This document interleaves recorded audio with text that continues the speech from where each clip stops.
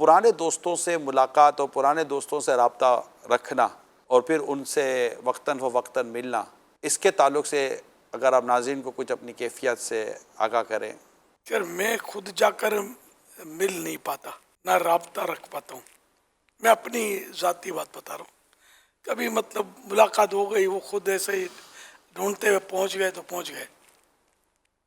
میری مجبوریاں ہیں، میں ادھر ادھر آپ کو پتہ ہی کیوں نہیں جی جاتا، جی چاہتا ہے کہ جاؤں، میں چاہتا نہیں ہے۔ جا پاتا۔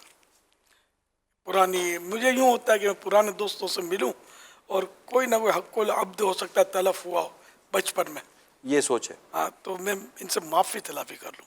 ایسے یاد آتے ہیں کہ یار اس سے کیسے ملاقات ہو، یہ بھی نہیں پتہ ہوتا کہ وہ باقاعد حیات ہیں یا نہیں ہیں، ہم ساتھ کھیلے ہیں، رہے ہیں، آنا جانا ہوا ہے تو کچھ نہ کچھ ظاہر کہ ہو ہی جاتا ہے انسان کا۔ آپ کو یاد ہوگا سکندر آتے تھے، میرے پرانے دوست آتے تھے دوستوں کو لے کر، کچھ عرصے تک آئے، اب وہ نظر نہیں ہے بہت سال سے۔ ان کو میں نے باقاعدہ وہ تو ترکیب بنائی تھی، یہ میرے پرانے دوستوں میں سے تھے۔ دوسرے پرانے دوستوں کا ان کو میں نے نمائندہ بنایا تھا، کافی سال ہو گئے اس کو، اور میں نے کچھ یاد پڑتا تحریر بھیجی تھی، ڈائری بھیجی تھی ان کے ساتھ کہ ہم پرانے دوست ہیں کر کے، اور سب کے نام بھی لیے ہوئے کہ یار میرے پرانے دوستوں کو ڈھونڈو اور تم یار ان سے سائن کراؤ اس پر کہ الیاس قادری، میں نے جو بھی آپ کی کوئی اختلافی کی ہو وغیرہ وصول کر لو یا معاف کر دو وغیرہ کوئی عبارت بنائی تھی، اور وہ ڈائری کبھی کبھی نظر بھی آتی تھی، ہو سکتا ہے اب بھی کہیں نظر آ جائے، تو میں نے سائنیں کروائی تھی عیسائی بھائیوں سے، میرے پرانے دوستوں سے۔ حضور نابالغی کے دور میں اگر خدا نہ خواستہ ایسی کوئی چیز ہو جاتی ہے تو کیا اس کے تعلق سے بھی یہ احساس و فیلنگ ہونی چاہیے؟ نابالغی میں بھی اگر اس کا حق تلف کیا تو ادا تو کرنا ہو، جیسے اس کے کوئی چیز توڑ پھوڑ دی تو مالی نقصان، اس کا تو تاوان ہے۔ یہ بہاری شریف میں تو یہاں تک لکھا ہے کہ ایک دن کا بچہ بھی کروٹ لے اور گلدستہ گر جائے ٹوٹ جائے تو اس کے پیسوں سے تاوان دیا جائے گا۔